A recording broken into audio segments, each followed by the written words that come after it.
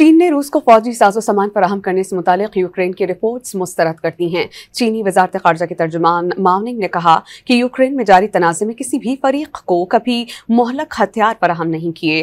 غیر ملکی خبر رساں ادارے رائٹرز کے مطابق چینی وزارت خارجہ نے منگل کو ایک پریس بریفنگ کے دوران کہا کہ چین نے یوکرین میں جاری تنازع میں کسی بھی فریق کو کبھی مہلک ہتھیار فراہم نہیں کیے اور وہ دوہری استعمال کی فوجی اور سویلین اشیاء پر سخت کنٹرول رکھتا ہے۔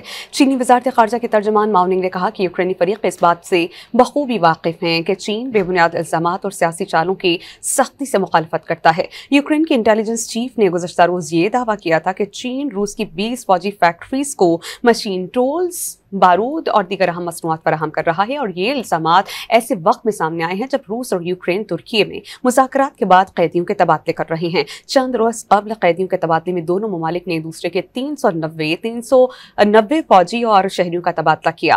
ہفتے کو یوکرینی صدر زیلنسکی نے اعلان کیا کہ مزید 307 یوکرینی قیدی کرملن کے ساتھ معاہدے کے تحت واپس آئے ہیں۔ دونوں ممالک نے کل 1000 قیدیوں کے تبادلے پر اتفاق کیا۔ قیدیوں کا یہ تبادلہ 3 سال کے بعد دونوں فریقین کی پہلی ملاقات کے بعد ہوا جو ترکی میں ہوئی۔ روس نے فروری 2022 میں یوکرین پر مکمل حملے کا آغاز کیا تھا اور اس وقت ماسکو یوکرین کے تقریباً 20% علاقے پر قابض ہے، جس میں کرائمیا بھی شامل ہے۔ یوکرین کا جنوبی جزیرہ نما جسے روس نے 2014 میں غیر قانونی طور پر ضم کر لیا تھا۔ مزید نیوز اپ ڈیٹس اور ڈیجیٹل سٹوریز کے لیے سبسکرائب کریں ڈان نیوز پاکستان۔